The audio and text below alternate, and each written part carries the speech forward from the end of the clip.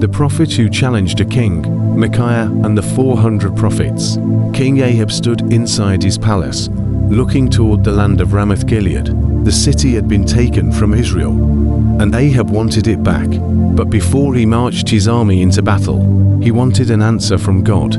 So he gathered his prophets. Hundreds of them stood before the king, and their message sounded exactly like what Ahab wanted to hear. Go to war. You will be victorious. The Lord will give Ramoth-Gilead into your hands. The royal court filled with confidence. But one man was not convinced. His name was Micaiah, a prophet who had become known for saying things the king did not want to hear. Ahab knew this, and when King Jehoshaphat of Judah asked if there was another prophet they could consult, Ahab reluctantly mentioned Micaiah, saying that he hated him because Micaiah never prophesied anything good about him. A messenger was sent to bring Micaiah, and on the way, the messenger warned him, "All the other prophets are saying victory is certain, so make sure your message agrees with theirs." But Micaiah refused to be controlled. He answered that he would speak only what the Lord gave him to speak. When Micaiah finally arrived before Ahab and Jehoshaphat, the two kings sat on their thrones, while hundreds of prophets stood around them. One prophet named Zedekiah had even made iron horns to demonstrate how Israel would defeat Syria. The atmosphere was full of confidence, but Micaiah stood quietly. Ahab asked him, "Should we go to war against Ramoth-Gilead?" Micaiah initially answered, "Go and be successful. The Lord will give it into the king's hand." But Ahab immediately knew something was wrong. He demanded that Micaiah tell him the truth. Then Micaiah revealed what he had really seen. Israel was scattered across the mountains, like sheep without a shepherd, and the Lord had allowed a spirit of deception to influence Ahab's prophets, so that they would speak words that would lead him into destruction. Suddenly the atmosphere changed. The hundreds of confident voices were exposed as false, while the one prophet standing almost completely alone had spoken the truth. Ahab became furious, but Micaiah did not back down.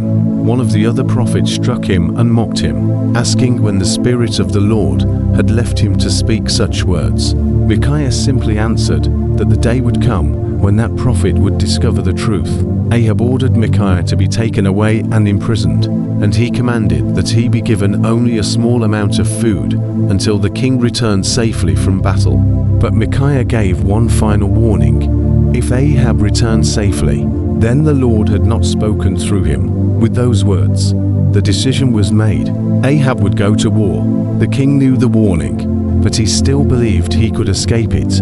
He came up with a plan. Instead of entering the battlefield dressed as the king of Israel, he would disguise himself, while Jehoshaphat would wear his royal clothing. Ahab thought the enemy would mistake Jehoshaphat for him, and the plan seemed clever. When the battle began, the king of Syria gave his commanders one specific order: find the king of Israel.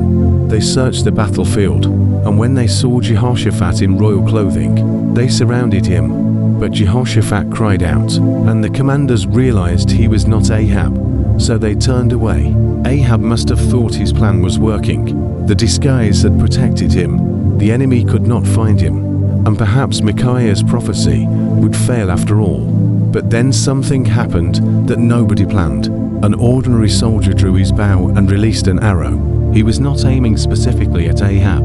He did not know where the king was hiding. The arrow flew across the battlefield, and somehow it struck Ahab between the joints of his armor.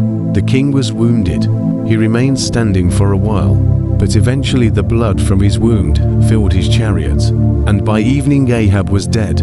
The army of Israel began to scatter, and the words of Micaiah had become reality.